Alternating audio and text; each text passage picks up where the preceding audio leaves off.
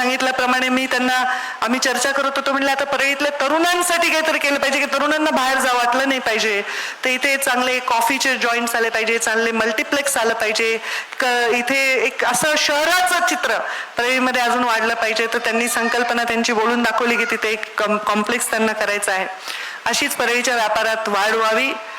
खूप दुष्काळामुळे किंवा आणखी संघर्षामुळे परळीचा व्यवसाय आणि विकास हा मागे पडत जात होता की काय, त्यामुळे आता हे मागे पडलं नाही पाहिजे.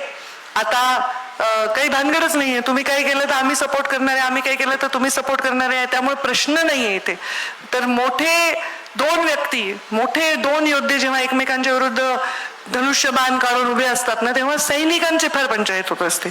आणि त्यामुळे आम्ही विचार केला की यावेळी आपण धनुष्यबाण एकमेकांच्या विरुद्ध न काढता आपण हा धनुष्यबाण इथल्या विकासाच्या विरोधात ज्या प्रवृत्ती आहेत त्यांच्या विरुद्ध उभा करूया आणि त्यांना नेस्तनाबूत करूया आणि परळीचा विकास जिंकवूया आणि परळीच्या विकासाला पद्मश्री मिळवून देऊया.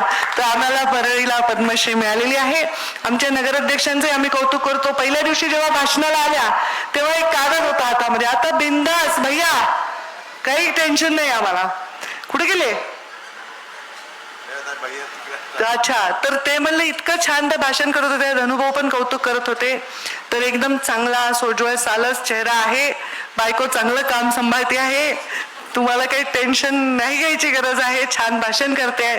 तर चांगलं महिलेचं हे स्वरूप परळीतलं, हे पण एक आमच्यासाठी अभिमानाची गोष्ट आहे की आता आमच्या अंजलीताई निवडून आलेल्या आहेत, आमच्या तोतलाताई निवडून आलेल्या आहेत. आता सगळ्यांची नावं मी घेत नाही, पण एक चांगली महिलांची संख्या निवडून आली, सुशिक्षित महिलांची संख्या निवडून आली आहे.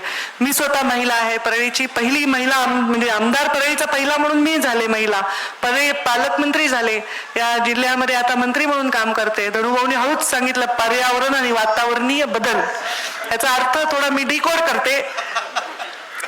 नाही, चांगलं करते. डिकोड असं करते की माझ्याकडे पर्यावरण का दिलं असेल बरं, मी तर मास लीडर आहे, पण पर्यावरण बदलायची जबाबदारी स्त्रीची असते.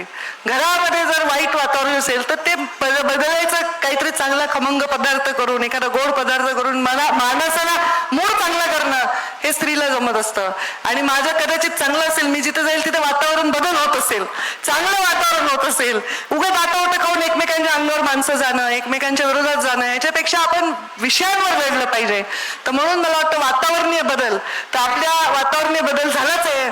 माझं खातं मिळाल्यापासून परळीतलं वातावरणात खूप छान वाटतंय, बदल झालाय, संघर्ष नाहीये आणि एक परळीच्या विकासासाठी सगळेजण, सगळे पक्ष एकत्र येऊन काम करतात, ही खूप चांगली गोष्ट आहे. आणि या परळीच्या सौंदर्यात भर टाकलेली आहे ती आमच्या कल्पना साडी फॅमिली शॉपिंग मॉलनी. ईश्वर करो वैद्यनाथाच्या चरणी हीच प्रार्थना करते, भरभराट हो तुमच्या कुटुंबाची, तुमच्याबरोबर परळीचं नाव हो, परळीच्या लोकांचं नाव हो, इथल्या लोकांना रोजगार. आता तुमच्याकडे स्टाफच 200च आहे, तर आपोआप इथे गरीब लोकांना रोजगार सुद्धा मिळत आहे.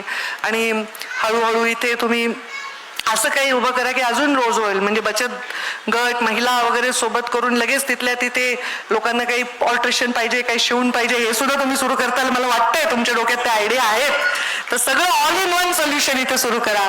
आणि खूप खूप तुम्हाला शुभेच्छा देते मनापासून आणि मी माझ्या वाणीला विराम देते. धन्यवाद. जय हिंद, जय महाराष्ट्र.